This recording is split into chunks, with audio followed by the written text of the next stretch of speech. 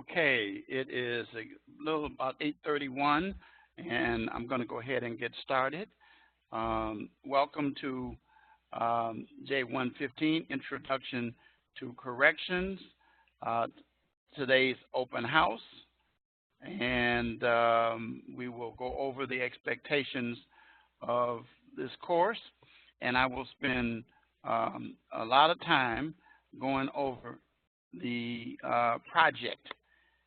I have had many students who seem to not gather the details and information from the project, and I'm going to spend a good deal of time. So this recording will be very valuable and very important to you for the whole 11 weeks, especially as you go forth with your assignment of the project.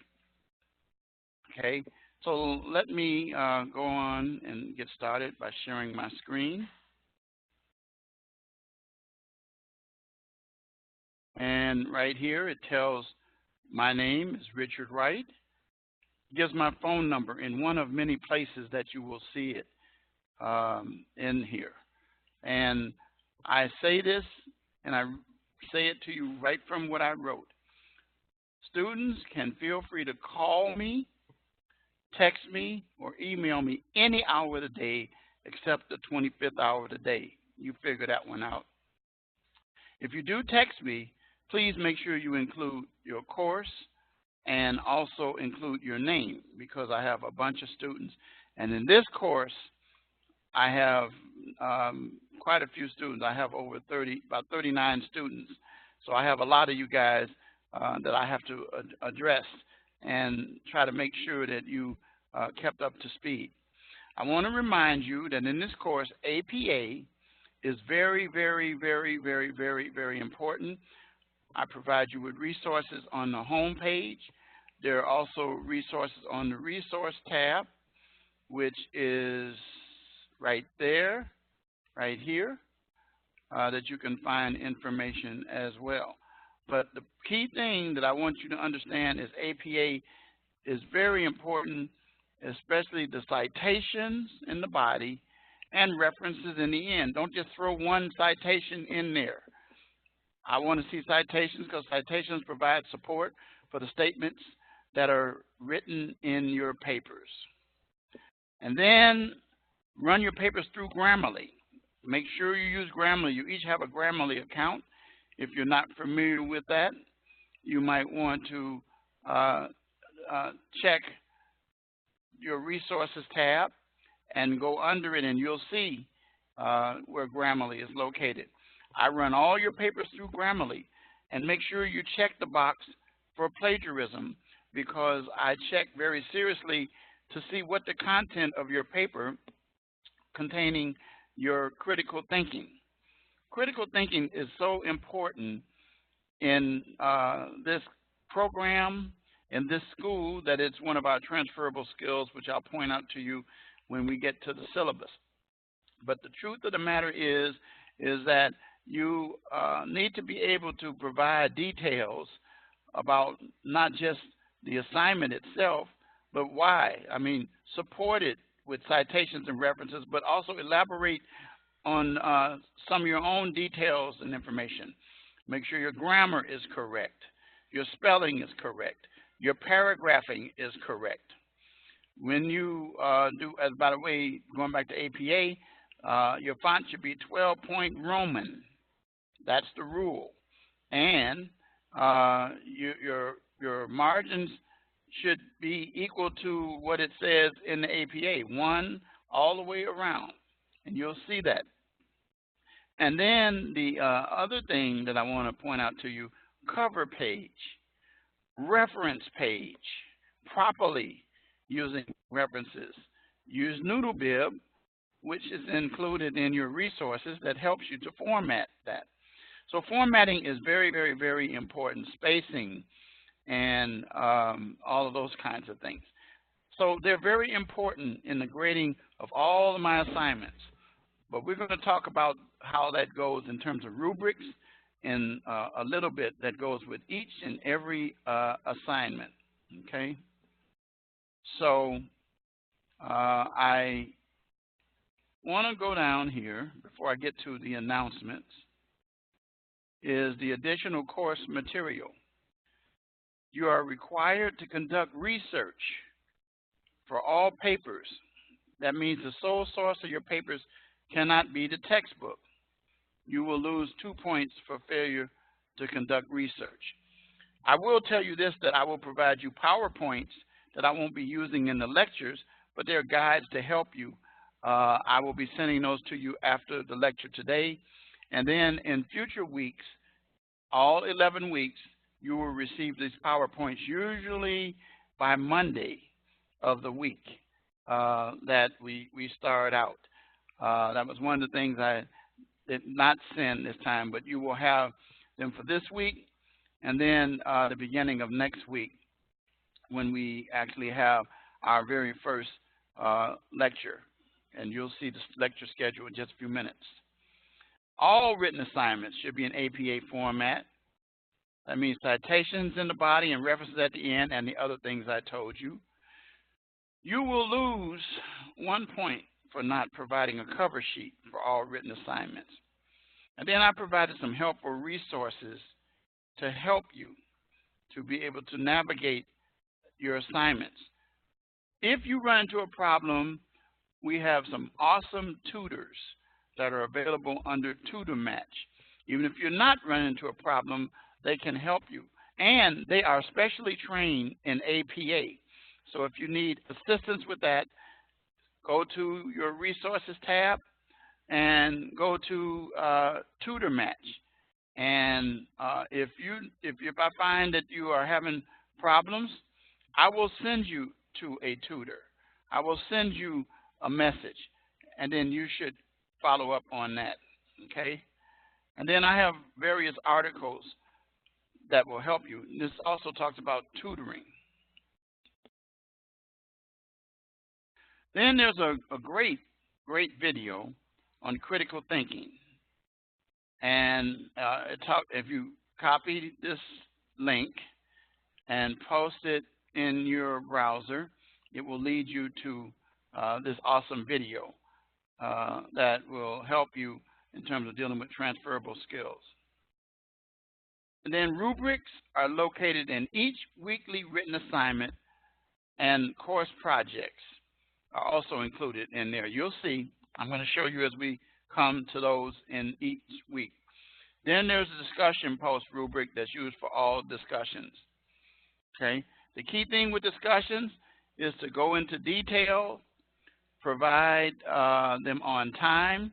Your initial posts are due every Tuesday, 11:59 p.m. Central Standard Time. Your reply posts are due Saturday, 11:59 p.m. Central Standard Time, except when we get to week 11, which I won't bother you with now because we have a ways to go there. Here is your live classroom lecture session. Again, here's the link to get to where we are now, telling you about the open house that's taking place right now. And the live lectures will take place every other Wednesday. Now, the reason why we did the open house Thursday is because yesterday was a holiday.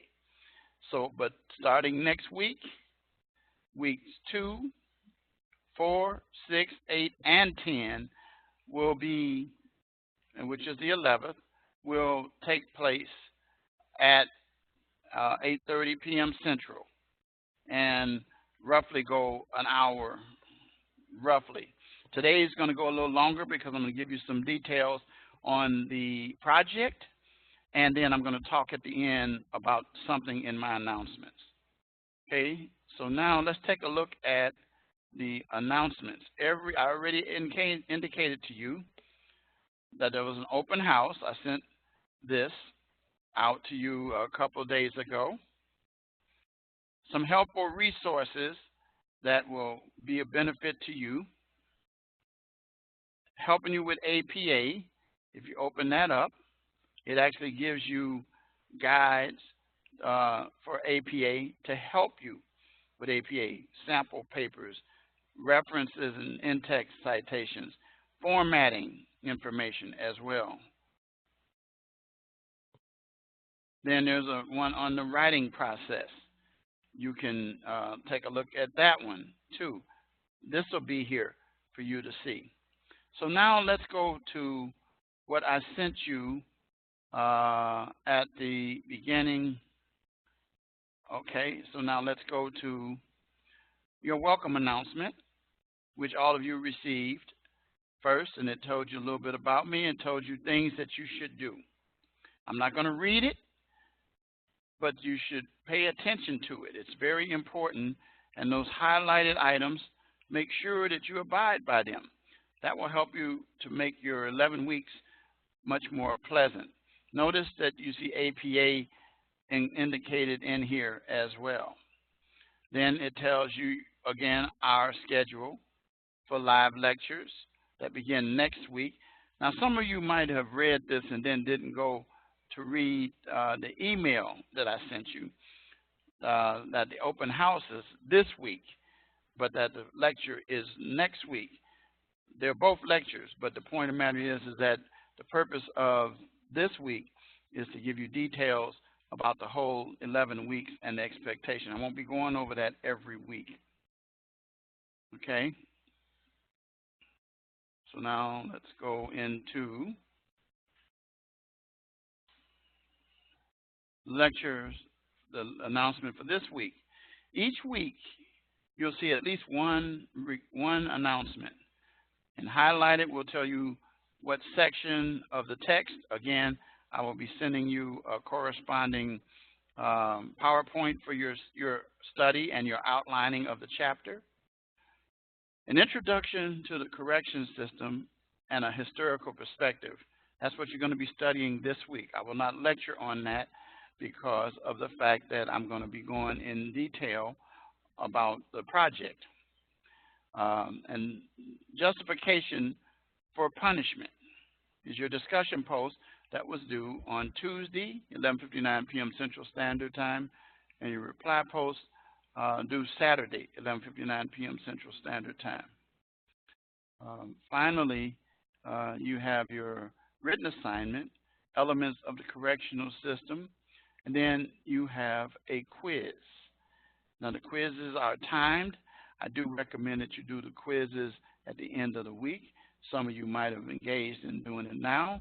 That's okay, but you who score higher usually wait until that Sunday when these assignments are due, every Sunday, except when we get to week 11, but I'm not going to go into that too much because we got a ways to go. And then you will be completing a course project and the introduction, which I'm going to go over in just a few minutes. That is not a written assignment. The written assignments this week are elements of the correctional system and the quiz. So some students will be saying, where's the written assignment? There is no written assignment for the course project this week. That won't start till next week. And then a reminder about the open house. And then at the bottom in highlighted letters in yellow or gold is adversity is the springboard to success. I will explain that to you later on at the end, why I say that and what that is all about. So now let's take a look at the course calendar, which is important because you have access to that. And it tells you all your assignments that are due. Okay, I got to take out, let's see, let's close out 280. So we'll just show, here we go, there we go. So now these are your actual assignments. Listen to me, you see those check marks there? They coincide with when the assignments are due. And it tells you. So this week you have a reading assignment. I told you what that is. Your initial post. This is the open house today. Your reply post. Then your written assignment and quiz. Now, I got in here introduction course project, but you will see that see module 1 for details. There is no written assignment. for that, and you'll see that in a minute. But I put that in there to let you know that this is the time so that I will be able to give you the parameters of an important assignment for this course, and that is the project. And every quarter, I do exactly this, and then students still come back and they still want to go and do things differently.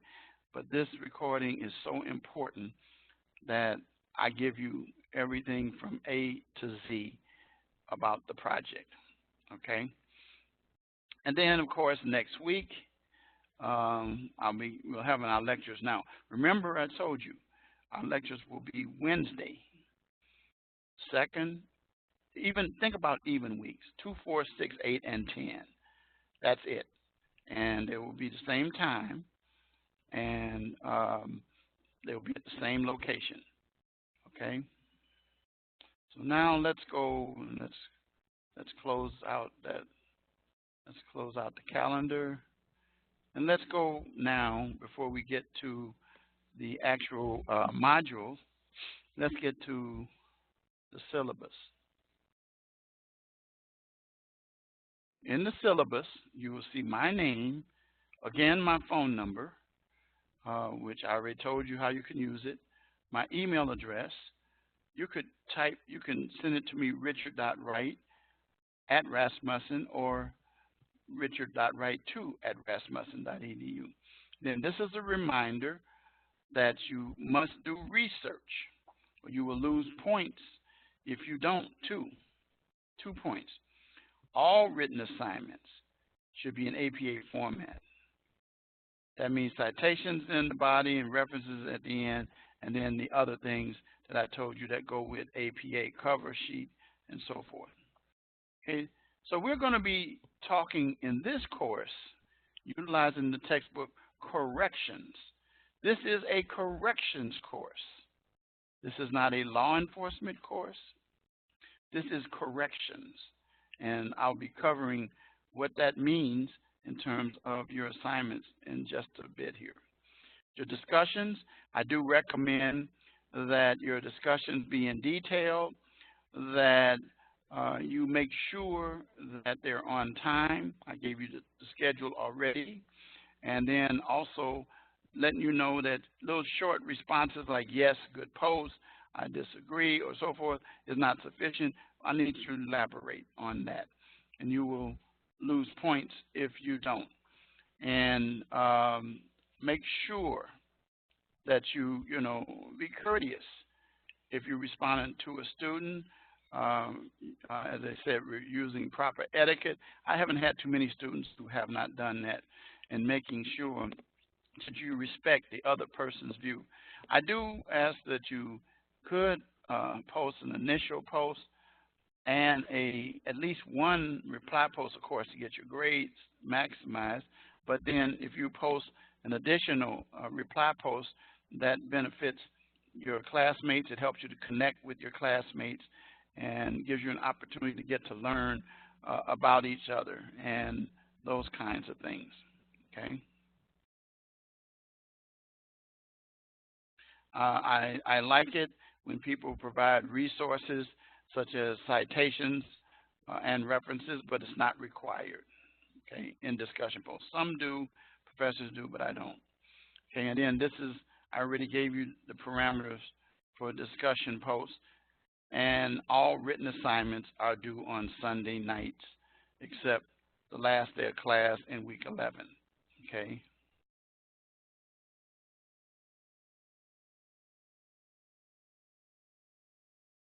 So your assignments consist of readings, discussion posts, written assignments. I'm not talking about the project now when I say written assignments. It's called written assignments. 5 quizzes, 10 multiple choice timed quizzes. And then for the course project, you will select one of the 4 areas of corrections and interview a staff member and agency of your choice. I will elaborate on that shortly. Now, showing you how your grades break down. You get 20 points each week, 10 points for initial posts, 10 points for reply posts. 28.2% of your grade. That's a high percentage of your grade. So you need to do discussions. Written assignments, the highest, 305. So if you add those two together, right then and there, you've got quite a few points. And you've gotten right there at the halfway point there. Yeah, so that's 5. Let's see. That's 2. Yeah, that's 525. 525 right there. That's over half. Then you got your course project, which is the next biggest item. 165 points, or 21.2% of your grade.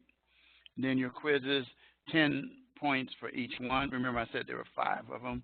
And your final exam is 40 points. Don't underestimate that. That's a difference in a pass and fail, excuse me, for some students, but it's the difference in an A and a B for students. And your total is 780 or 100 points. I have had students that got that too as well. Now, let's talk about your grade scale.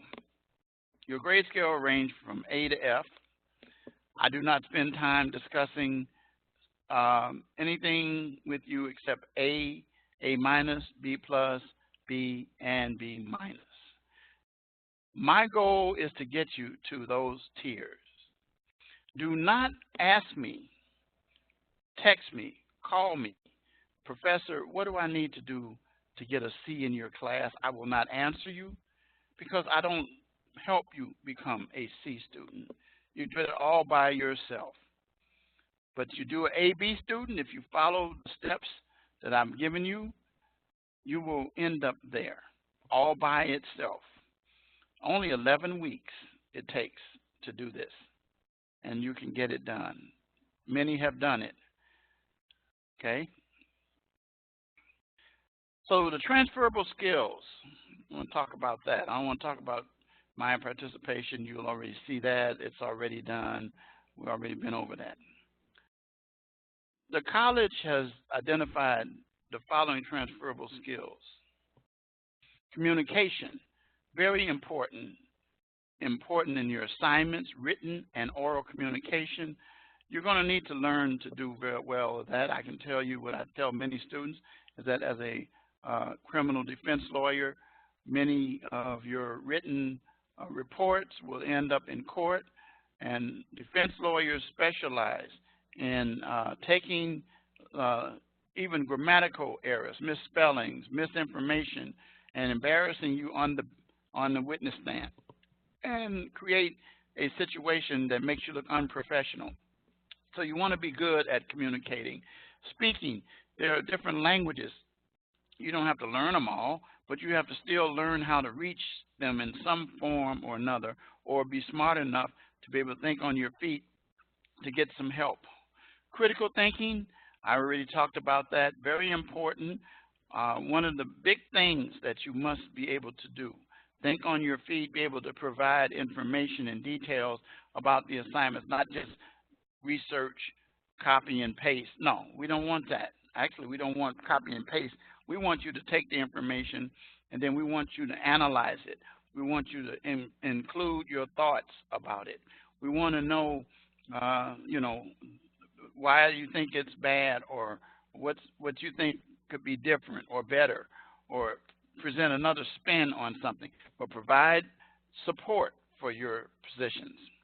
Digital fluency, everything's digital now. Your course is online. Your books are digital. You have these things like this, these smartphones here. You have tablets. You have iPads, iPhones. You have all kinds of methods. You have to be able to use those. You have to learn how to log in. You have to learn how to navigate your online classes in the Blackboard module, LMS, that we have. So all those types of things. You're going to continue with that same vein when you become employed. You're going to need to be able to find things. Then you're going to deal with people from all backgrounds.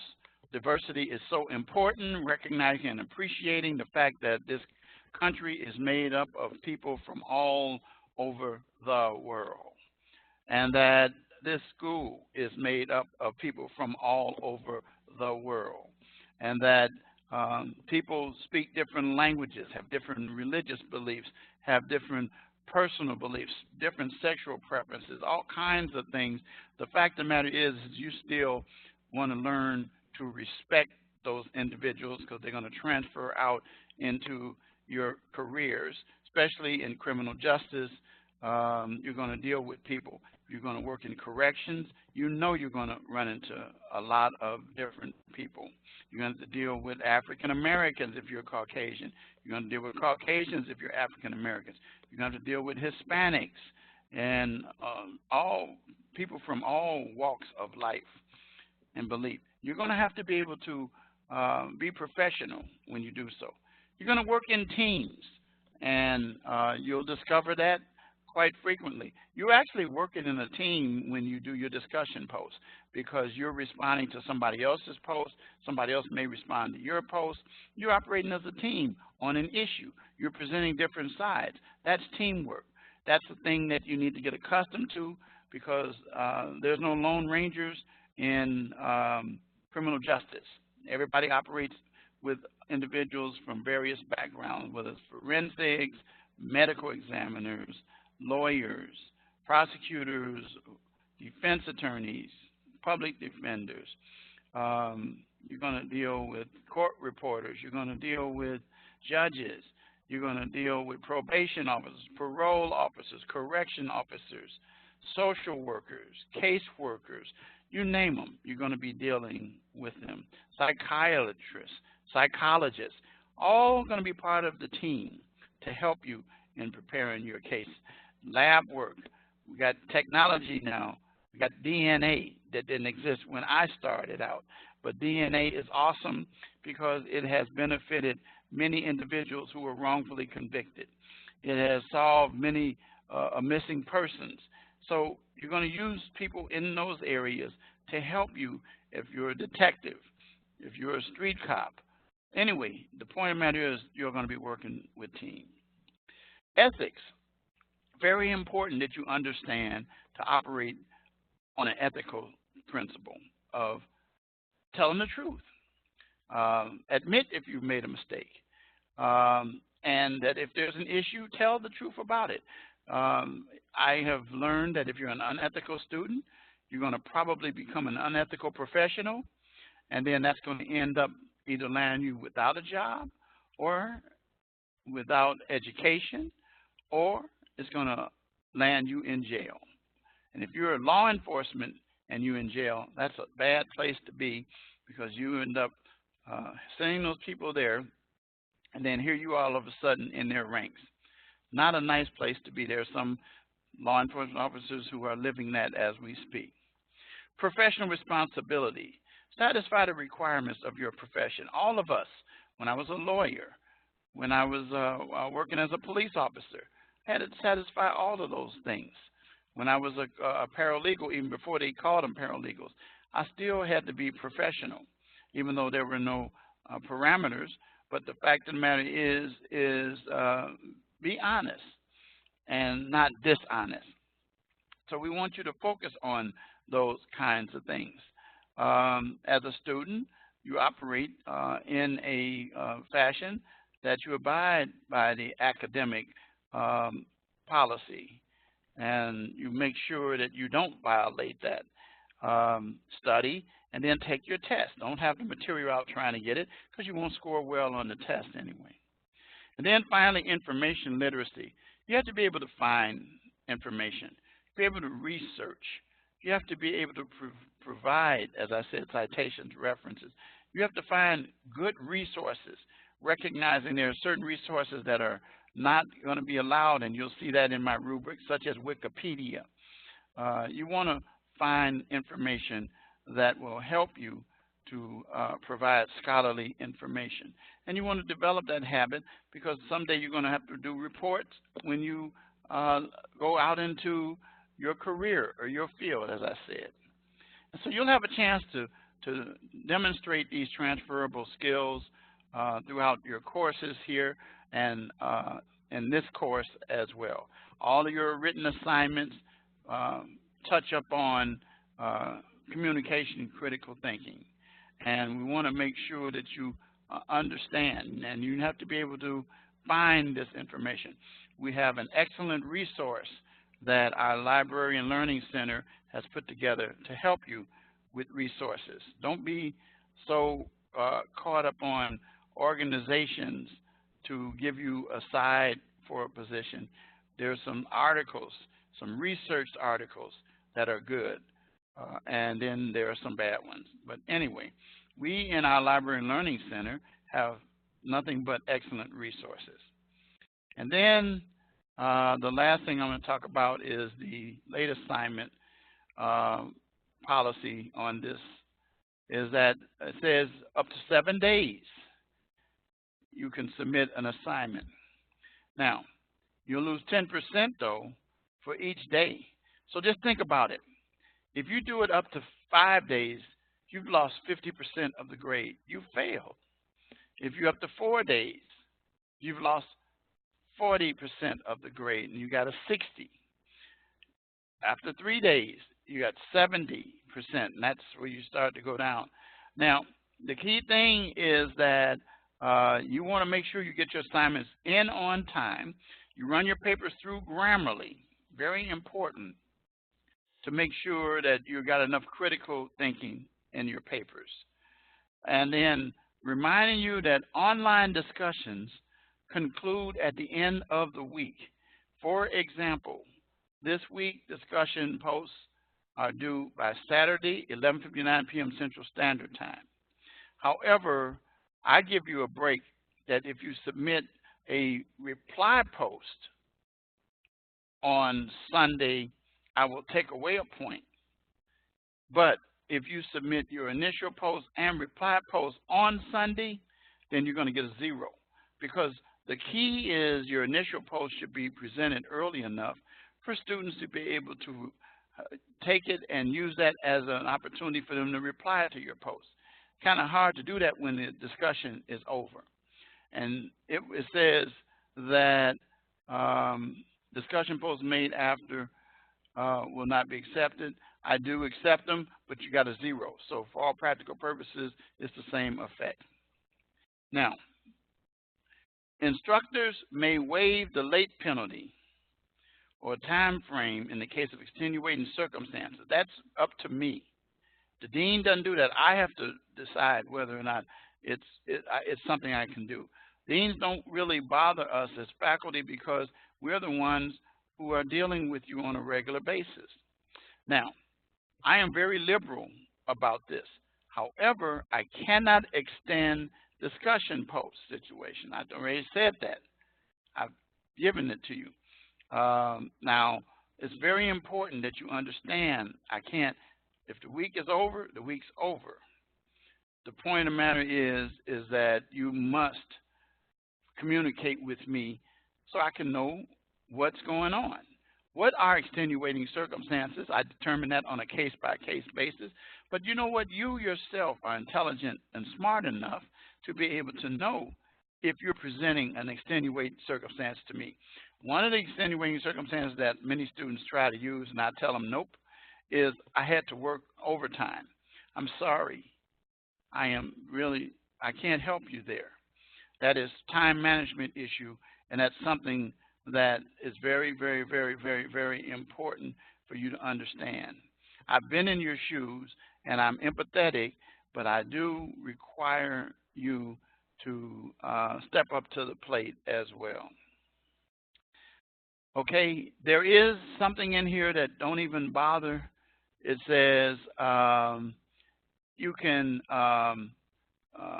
make up some assignments by doing some special work. I don't do that.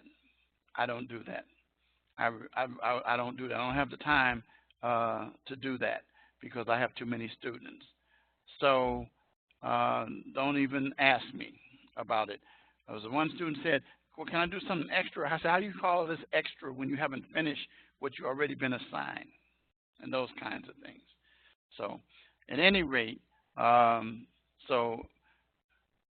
then the end of the academic term grades, unless it's done properly, you will get no points for that. Okay. I had a student that submitted to me an exam at 12:01 a.m. on after the course was ended. I couldn't do it. I couldn't do it. It means what it says. Okay, that's a school policy. Then this is the academic integrity policy. You take the time to read that yourself. Okay. So now let's get into our module. Again, going over the assignments for this week.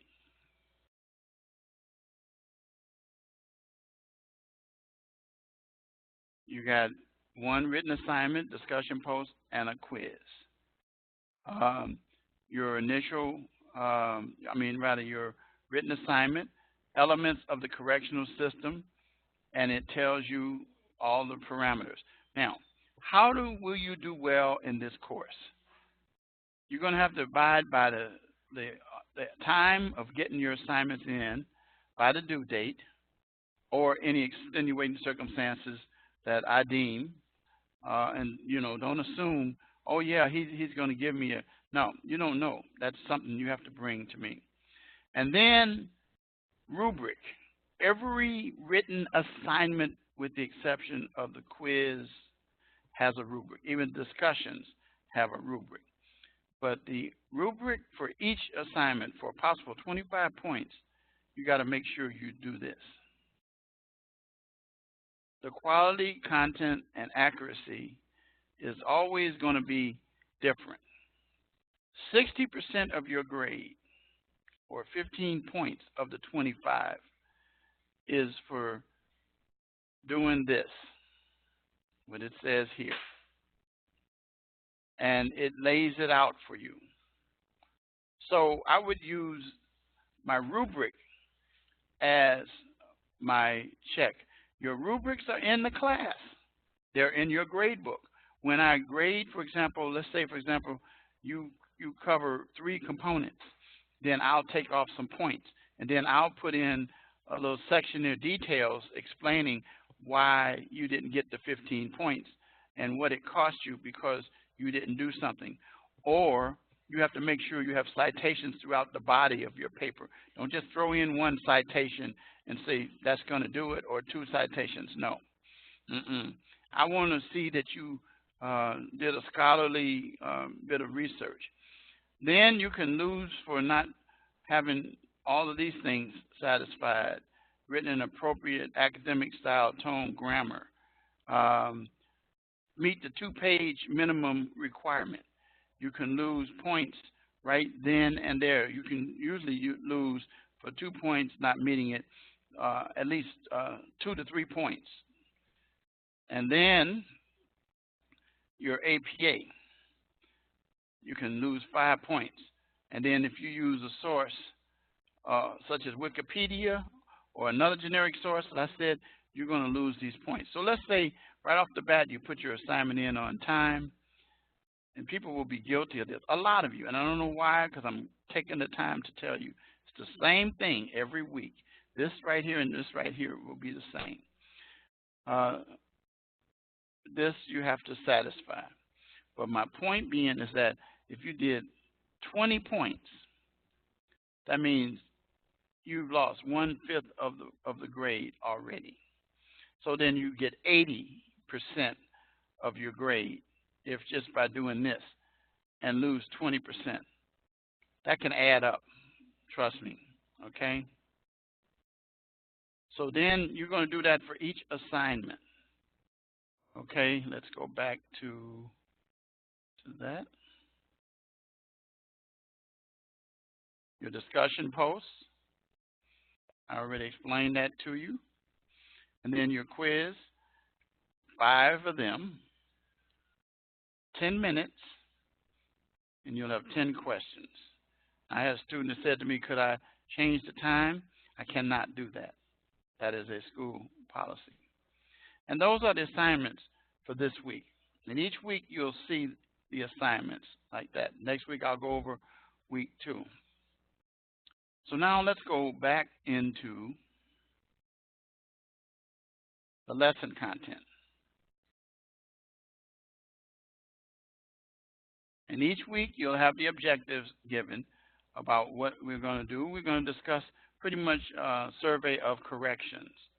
These are the assignments. The criminal justice system. I would normally talk about this in more detail, but I'm not, because I'm going to actually talk about the course project, your quiz, okay? And so this gives some arguments and things. Also, your readings. There's a historical perspective. I'm not going to deal with this, but you know, you should make sure that you have that there, okay, so that you can see these things. Okay, that's this perspective. And so now, and then this tells you about tutoring. Remember I mentioned about it. So now let's go back here. Okay, so now, all right, this is the time for you to pay close attention. I give the most detailed information on the project. So, yes, you can read this, but I always say it out and read it. You will select one of 4 components. There's only 4 components. 4 and 4 alone of the correctional system. This is a corrections course. This is not about police departments. It's about anything that has to do with corrections. And I'm going to tell you what the rules are, no exceptions. Either you're going to write your paper and deal with a probation department. It could be juvenile or adult. Parole, jail, or prison. These are the only 4 that are acceptable. Probation, parole, jail, or prison. Every quarter, somebody comes back, want to deal with a social agency. I says, no. Probation, parole, jail, or prison. These are the 4 components that you had to write your paper on in the first place for your first written assignment. These are the only 4. No exceptions. You cannot miss this. And I guess you say, why do you keep doing that? Because there are people who I have had, I've taught this course, oh God, I don't know, maybe 5 quarters now, 4 to 5 quarters. And I can tell you, every quarter, I have at least 2 or 3 that come back wanting to do a ride-along, wanting to do some other assignment on an agency that does not fit in probation, parole, jail, or prison. That is the starting point that you must operate under. My recommendation is for you to use the one that you have a desire to work in the future. That's the one that you will do the best work in. And it would be beneficial to you in this class, and there's some other classes. I teach contemporary issues in criminal justice, and students learn there that they're going to continue with what they learn here and in other courses, but especially in here. So probation, parole, jail, or prison. And you're going to, first of all, contact a staff person at an agency and set up an in-person interview. Listen to me. set up an in-person interview. Make sure that you start that like this week, because next week there's going to be an assignment that you have to do. Let me know what agency it is, your contact person, and their information. Do not do what some students have done. I can tell you again, they did not hear me. That's why I stressed to come to this open house. I said that in the emails that I sent out and the announcements. It's very important that you understand that this is not something that you wait on. So in-person interview, so you can learn what it's like to work in the field. That's what we're trying to get for you to do. Now, see if you can tour the facility, the agency. Some agencies have security issues and may not be able to accommodate more than an interview. So if that's the case, don't worry about it. Now, the next statement I'm getting ready to make. Somebody asked me this. It says an in-person interview is optimal. A telephone interview is acceptable with my approval. Listen to my next statement. I'm giving my approval now. So if anyone asks me, say, oh, I read that I had to get your approval, I said, go back and listen to the open house. Because it's, and I'm not being rude, I'm just creating a device to help you. And it's yours to keep. A telephone interview is acceptable now, if you cannot. Don't do that, though, as a substitute if you can do the other, because you will learn more with an in-person interview. I have had students that I have people in corrections, and I have one particular student who was a former student of mine, corrections. I didn't teach her in corrections because she was already in it, but I had her in other classes, and she has actually she's preparing to go to law school, and I'm helping her and mentoring her with that. But the point of the matter is that she has been on my advisory board and is on the advisory board again for the School of Justice Studies. She's a corrections major. She has been in corrections over 20 years, and she's a resource that I have had several of my students here in this area here to use, and she has helped them. I won't overtax her, but she is very good. She's met one of my students at a restaurant close by, right near where I'm living right now. There's a prison, Stateville, that's close by, which is actually where she started at. She doesn't work there anymore, but she works in the institution doing other things. The point of the matter is that, and she's worked out arrangements for students to have all kind of, they had personal interviews with her and got their interview questions.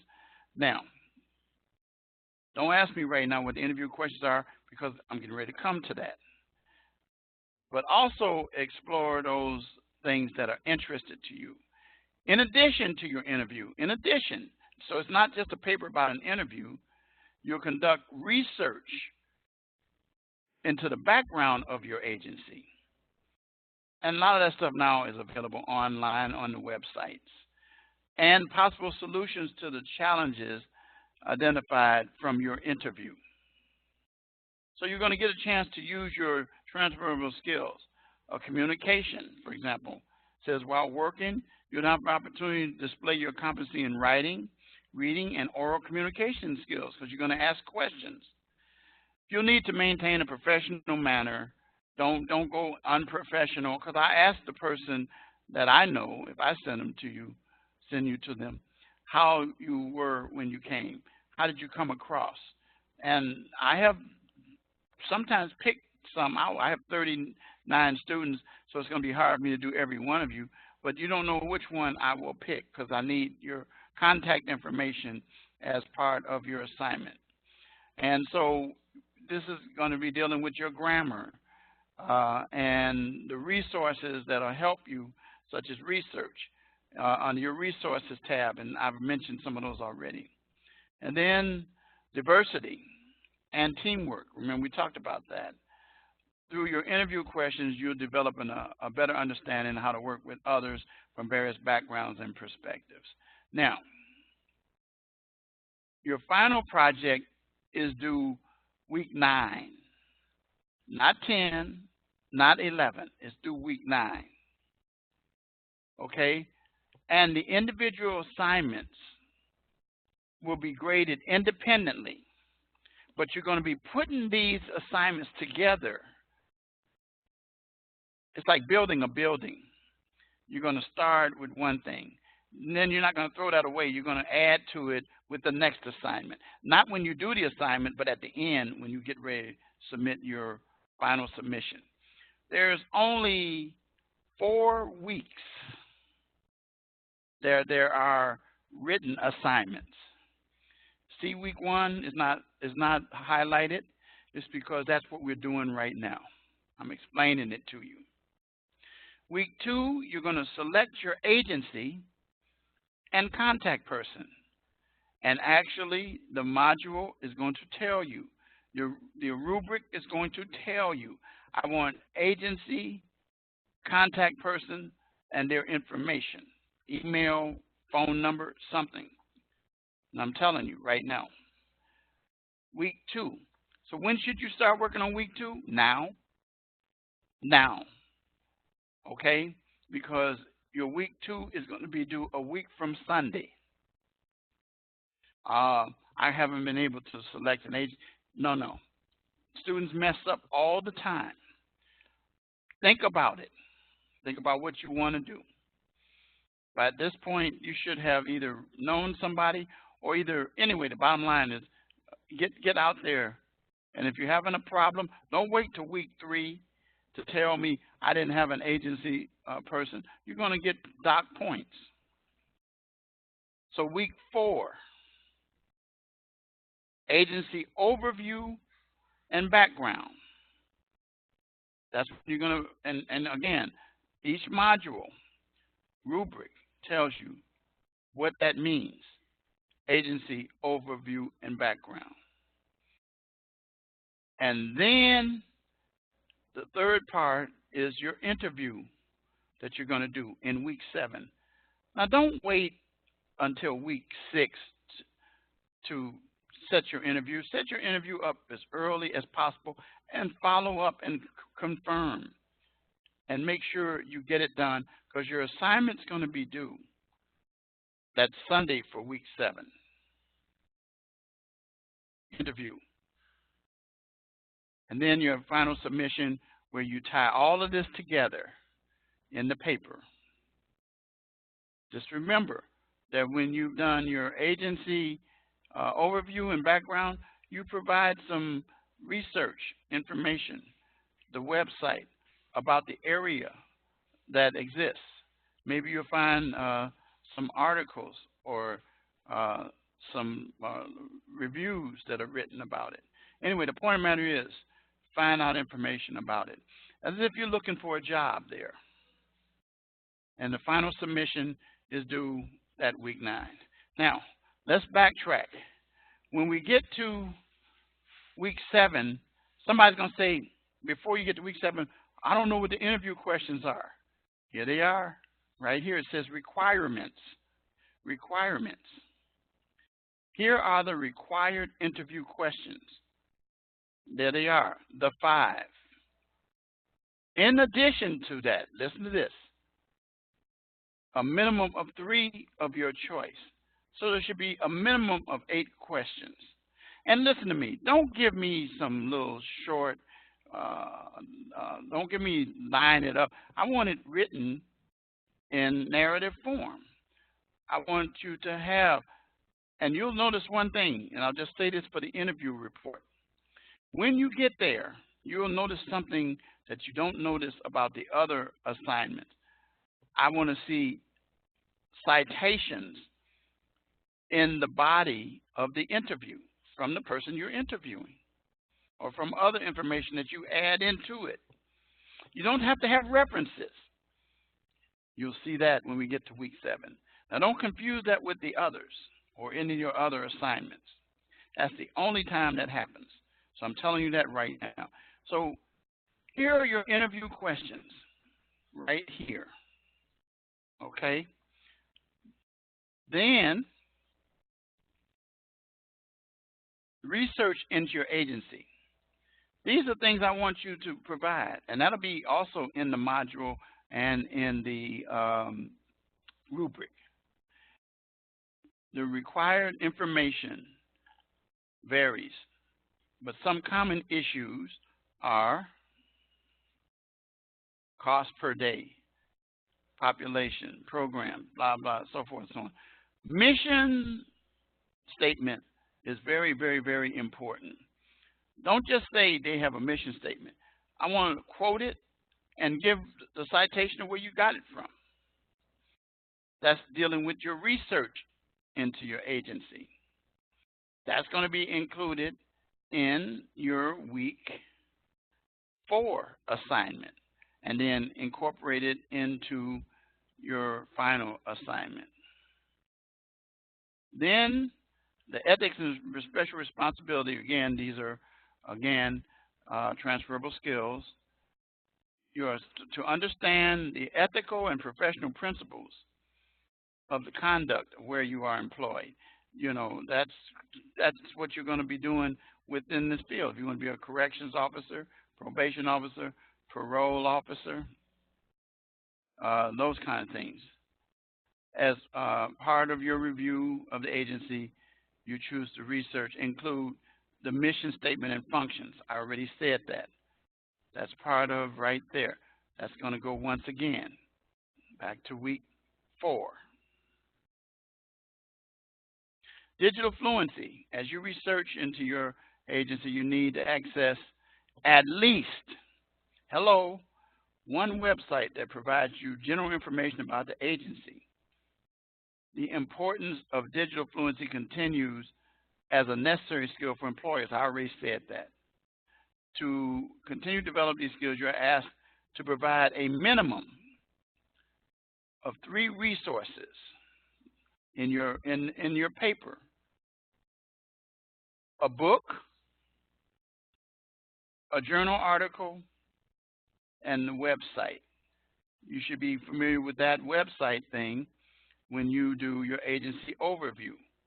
But when you get ready to do your final report, I'm going to be looking for these 3 things: APA, in-text citations, and a reference page, except, remember what I told you, for the interview.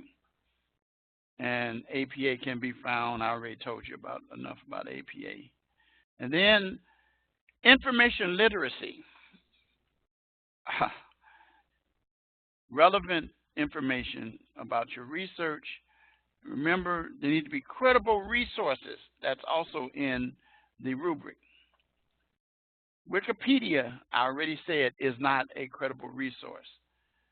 And as you complete your research, evaluate your sources for possible biases so that you're not using organizations that are written specifically from the point of view of a certain area or field. Each assignment is evaluated independently. I already said that. Week 2 has a grade. Week 4 has a separate grade. Week 7 has a separate grade. And week 9 actually has a separate grade. But all of these elements should be brought together based upon what I shared with you previously. Further questions, ask me. However, there's not really much for you to ask me because I've laid it out, and I take the time because so many students, I try to make sure that I give you as thorough a review of this project, and I summarize it again, that it must be only one of 4 areas: probation, parole, jail, or prison. That's it. Okay, it can be adult or juvenile, but it must be one of those 4. And that's it for the that particular assignment.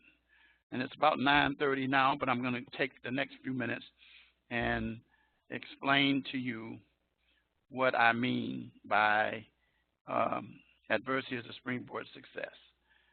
Okay? So now let me go back into the classroom. This all started in 1957 when I was 7 years old. My dad he loved baseball. In fact, he loved the White Sox. So he took me to a baseball game. And that Memorial Day of 1957, we went to the game, came home. Later that evening, it was time for us to go to bed. It was me. I was 7, and I had 5 younger sisters. Well, what happened is that particular night,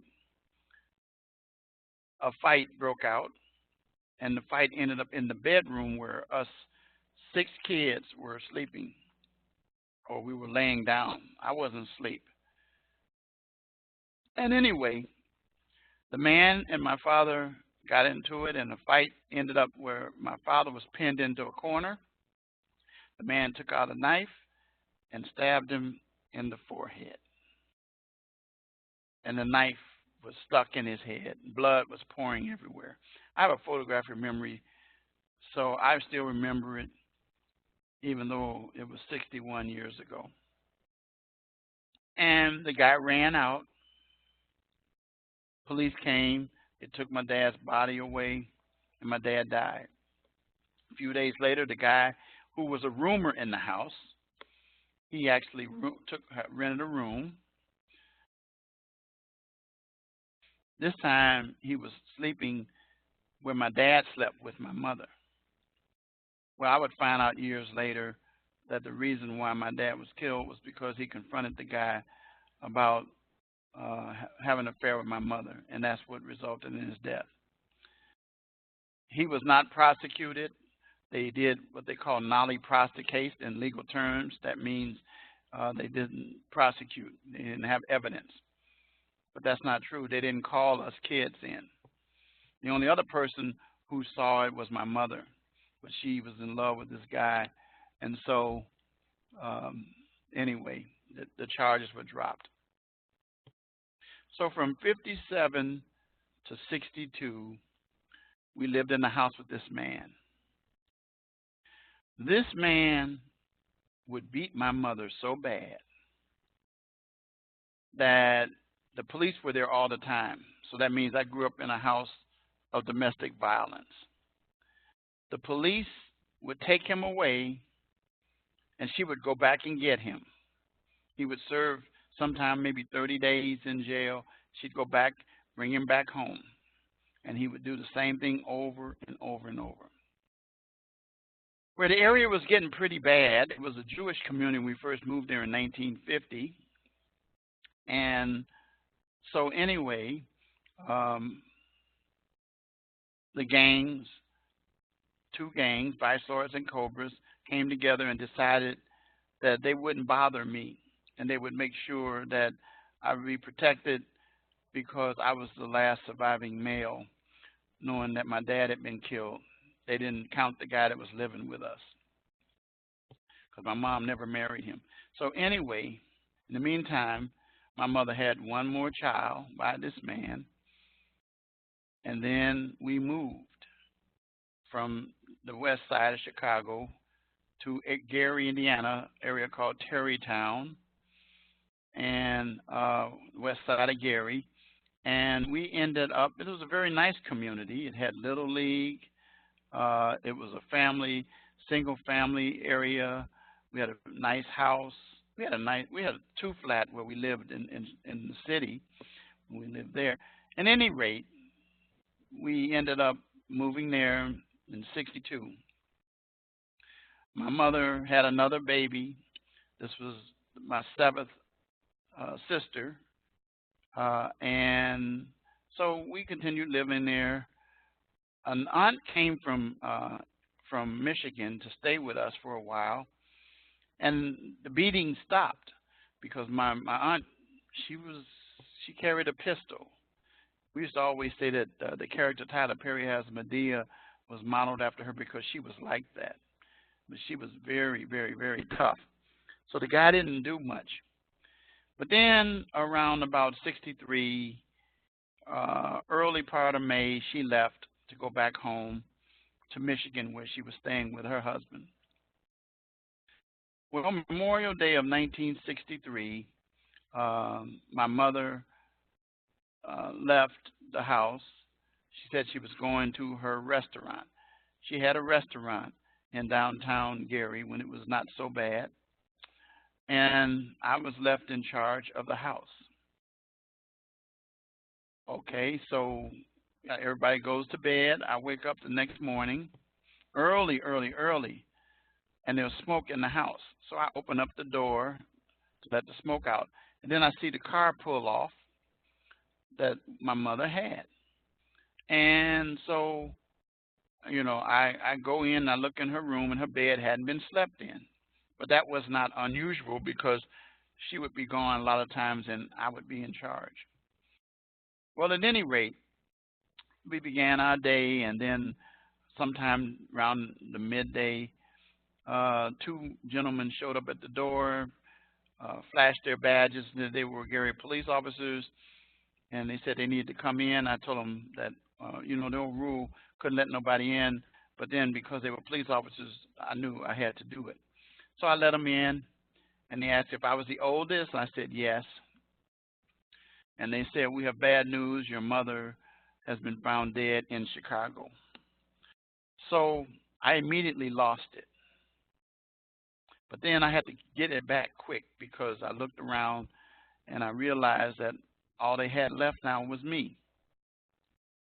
And I was only 13 at that time. Had just made 13, May 3rd, and this was Memorial Day of 1963.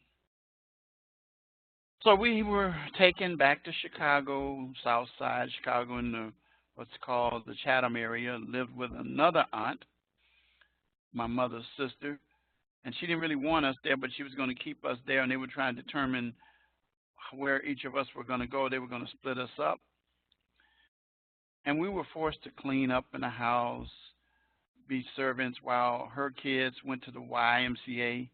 We remember them ordering pizza, and then they would give us the crust. It was that bad. It was pretty bad. At any rate, my other aunt, the one that was with us in Gary, came back from Michigan, and she said she wasn't going to allow us to be split up, and she told her husband that she was coming to take care of us. And he followed her, and she had a house built in an area called Morgan Park or Maple Park, south side of Chicago, and all 8 of us were there. Well, this was 64, and so because I completed 1 school year at my aunt's house, that was fact. It was in November 22nd, 63, I remember when John F. Kennedy was killed. I was living with my aunt then. At any rate, the next year we moved into this house, and I transferred to another school and ended up living in that house. And then her husband and I would clash. And the reason why we would clash is because he wanted me to take his name. I says, no, I'm the only one who can carry on the name. And I, no disrespect. Anyway, he gave me a hard time about it. He refused to help me help me with anything at school, licenses or anything. So I took a job working at. First, I had a paper route, and then I ended up going to get a job at McDonald's. Now, so let me back to when I was 14, living in the house there. I would find out that the man who killed my father and mother was going to receive 10 years. But it was quickly brought to my attention that 10 meant 5. 10 meant 5. And that for good behavior, he was only going to serve 3.5 years. And that's ultimately what took place. Well, I was troubled by that as a 14-year-old when I found out he was going to ultimately possibly serve only 3.5 years or even just 5. And when I get troubled, I ask questions. So I started asking questions of people about what was going on there, and they explained to me. Somebody finally said, "That's just the way it is. That's the legal system." And I said, "Well, that's not acceptable." I said, "That's wrong." And they say, "Well, that's the way it works, lawyers." So I went to school and I asked the librarian at school. I was in 8th grade at that time.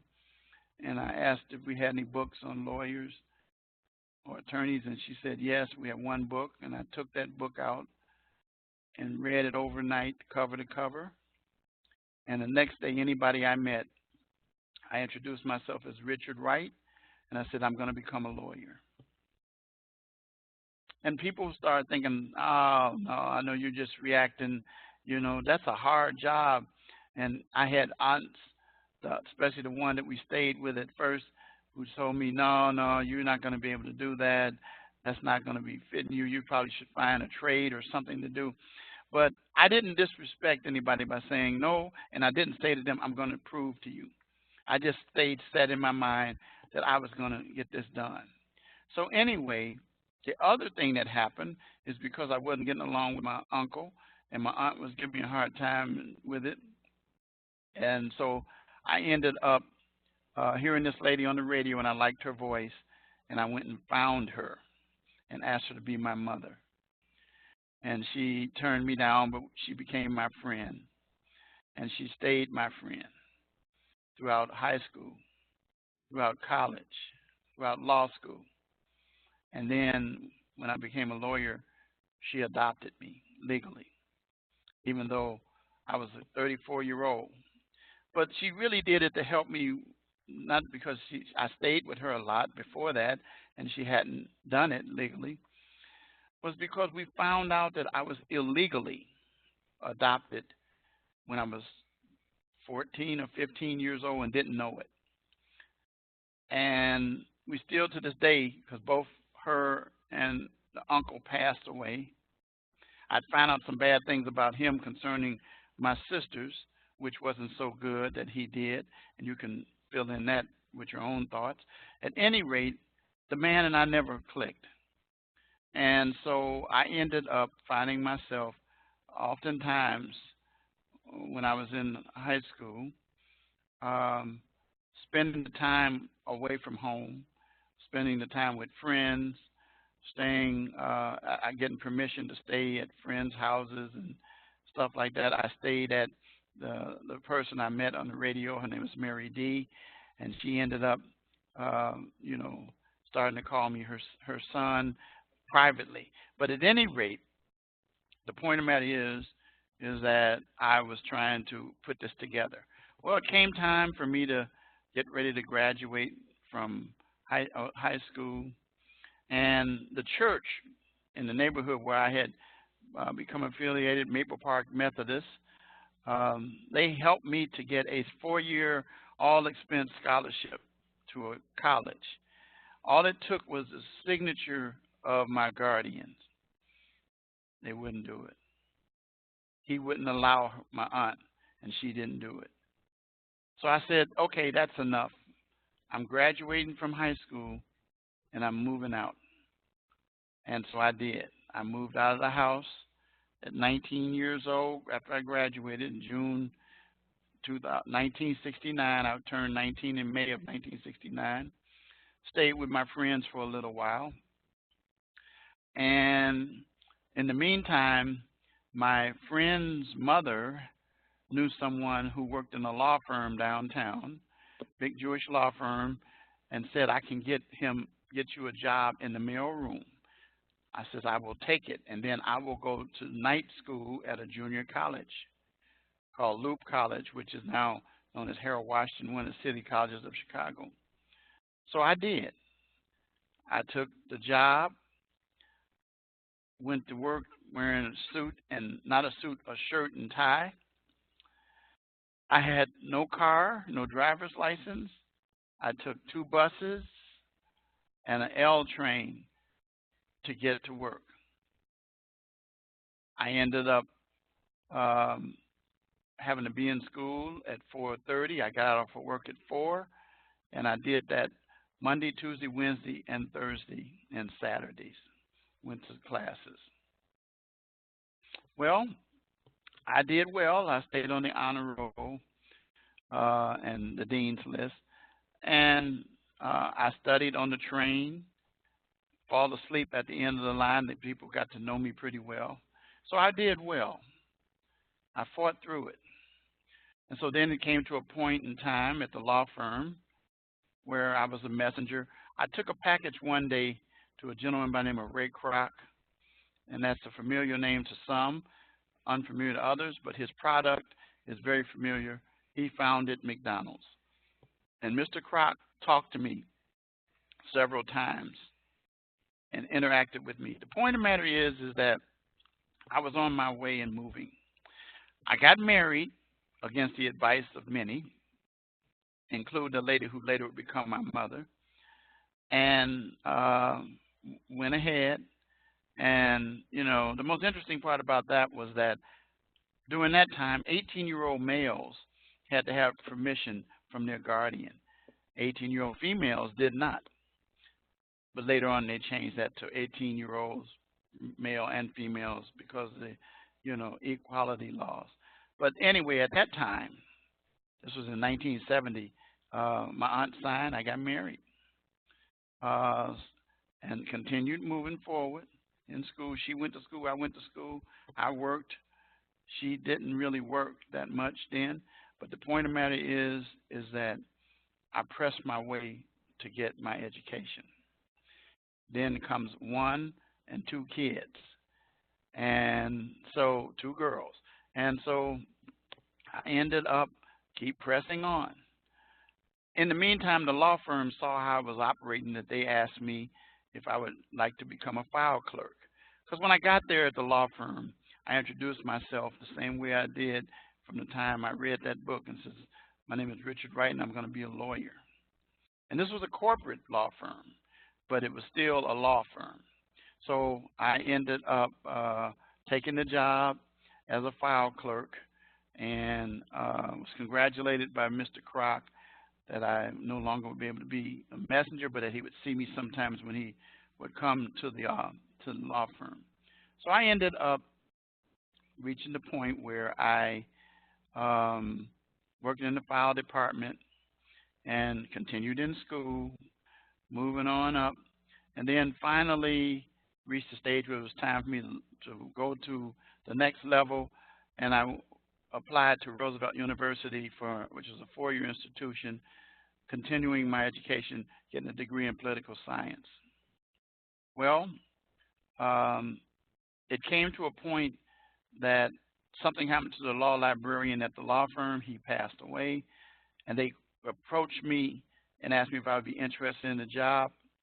You know what I said? I said yes, and I took on the job. Now, the job of the law librarian was to be custodian of the books. That was it. And so I did, but you know, this is me. I went beyond that. I used to sit there, I would do my job, but I'd also read through, learn the systems, pay attention to what the lawyers were saying. And one day, one of the lawyers' teams, they were discussing a certain point of law, and I heard them talking about it. And they all said, well, we're going to get together, and we're going to see if we can locate these cases after we get back from lunch. And they left. It was just me. So that day I decided I'm not going to go out and grab anything. I'm going to just sit here. I'm not even going to eat anything. I went and I did quick research, and I pulled cases because I knew what they were talking about, because I had listened to them several times talk about it. And I pulled all the cases and stacked them up.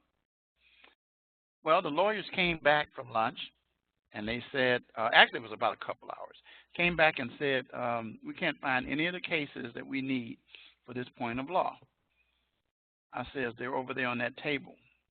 They said, who did that? I said, I did. And they went and looked through it, and they said, these are all exactly what we would be looking for. You did that? And I said, yes, I know how to write memos too and briefs. So they said, come with me, and took me one of them took the senior partner, and they said, we're wasting our money. This kid knows how to research. We need to make valuable use of him. So they did. They hired a person to help put the books away and take care of the books, excuse me, and turned me into what's now known as a paralegal. They call it a law clerk. And I began doing research. I began writing memos. I began writing briefs. I ended up going to court to sit in. I would go to real estate closings. I would go to a lot of different things. And so I began to learn. In the meantime, it was time for me to go to law school. So I took the LSAT and didn't do the best, but I took it. And so then pick your law schools. I was advised to pick 3. I says, I'm picking one. And I'm picking Northwest University School of Law. And people says that's good, but that's an ill-advised one choice. You need at least 3. I says, I'm not doing that. I'm getting in that one. So I got their application. Was no online, all of that. I got the paper, filled it out, and then I put together some supplementary materials. They said, if you'd like to submit some additional information about yourself, that would help us in our decision. Boy, by the time I got through, the package was really thick. It was in a box. And I asked one of the lawyers who was an adjunct there, or a lecturer, would he take this over to me, the admissions office? Because I had the mail room to fix it up in a nice package. And he said yes. So I got a call sometime after that from Northwestern asking me to come. They said, we don't grant interviews, but we want to see who's behind this. And they had me to come. And I sat in a room with 4 people, 4 guys, and they started talking to me about my package, and I started explaining to them, and I didn't skip a beat and telling them why I would, make a good addition to their school. And then they stood there, and they said, we have over 10,000 applicants for 250 seats. We might admit 300. So I said, okay. So anyway, they talked, and then they came back to me and says, well, we can't make you an offer because that's not how we work. But what we can say is that you look forward to hearing from us, and I think you'll be happy with what you learned. And that was how they put it. So I left there with kind of an informal offer or acceptance or offer, and I said, I just smiled. I didn't say anything. I left. So I was excited, and then about a week later, a letter comes confirming that I'd been selected to enter into the class of 1978 in 1975, and I did. And I got there. I went to a summer program called CLEO, Council on Legal Education Opportunities, to help me raise money because it was an expensive venture going to Northwestern, as it is now even. And when I got there, started in classes, it was tough. First thing they told us is that we couldn't work in the first year. First year of law school was like 2 years of college. So my first wife, at that time, she had graduated, and she was a teacher. So she was going to have to carry the load. But what happened is that shortly after I started in August, around September, after Labor Day, the teachers went on strike. They had never had a strike before, and there went our income. We didn't have any. I had these 2 kids, and actually, we had 2 kids, and let's see, let me think about it. It says 7. Yeah, we had the 2 kids. And so then we ended up running into a dilemma. Well, lights went out, so I studied by candlelight. We ran out of money to buy some of the most basic things, so we sent the kids to stay with their grandmother. The point of the matter is that I continued to press forward. Then it got so bad that I finally told one of my professors, her name was Dr. Joyce Hughes, that I was going to have to leave. She said, before you leave, come see me in my office, and I did. She stood in front of the door, told me to park my butt in the seat, and that I wasn't going to leave that room until I decided that I was going to change my mind and stay. So I did. I stayed, and I struggled on through, but I made it. 1978, 3 years later, graduated. But before I graduated, one of my classmates' dad, who became a judge, R. Eugene Pincham, Justice R. Eugene Pincham, because he was a trial judge first, and then he became appellate court judge. He talked to me and invited me to his house several times, sat myself and several other lawyers down, and he talked to me about my experiences that I had gone through and told me that he was going to help me to get closure, and he took me over to the courthouse, 26 in California, and we pulled the records for what happened with my mother and father. And then he said, I'm going to offer you some advice. He says, you probably have a desire to prosecute. He said, but I don't recommend that. He says, you'll learn more as a defense lawyer. Well, what he didn't realize was that I really hadn't thought about being a prosecutor at all. Because when I was working at the law firm, they did what they call pro bono criminal cases. And so I was intrigued by them, and they were defending people. So anyway, I ended up at the law firm, working corporate law. I didn't like it, so I left after 2 years. Worked with some lawyers that didn't like theirs, so then I started my own. And I concentrated in criminal defense law. I did other types of law. I hired people to work for me. I did radio, answering legal questions on several radio stations. I did several things. I actually, when the O.J. Simpson case came up, I actually did some work on that for radio stations, submitting reports, and was paid for doing that as well. I had a chance to interact with Johnny Cochran 10 years before that in California. Didn't even know him, and then would find out later that he was O.J.'s lawyer. So I had some good experiences and was doing pretty good with that. And so 91 to 93, I went to seminary because ministry became important to me. And so I went there for Master of Arts in Religion. And I was getting more and more interested in that.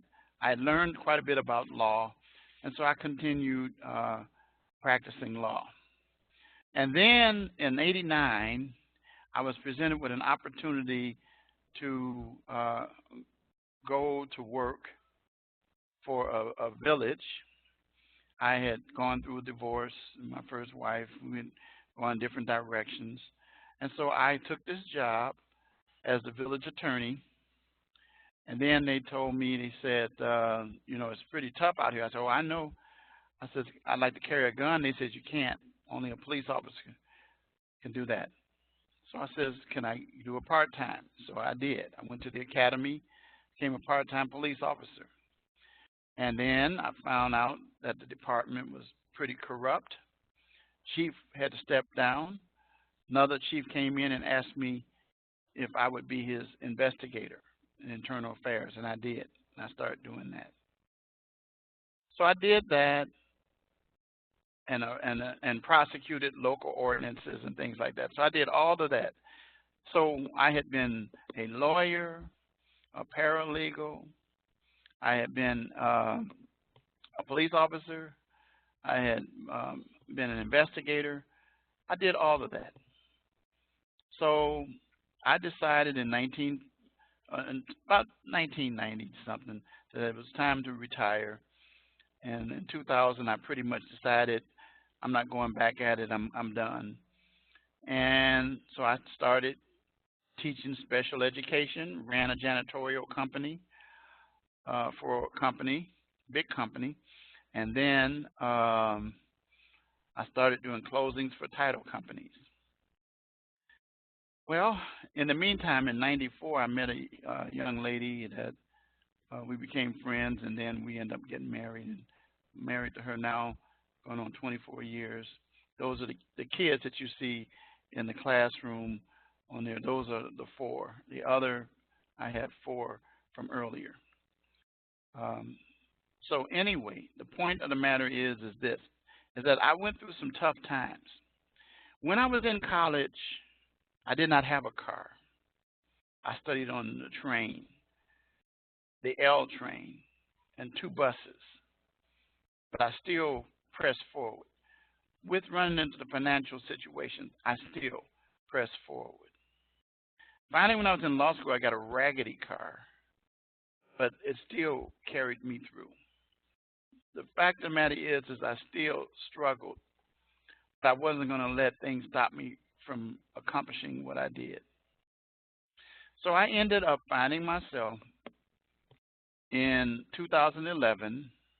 Someone came to me and told me about this school I never heard of called Rasmussen.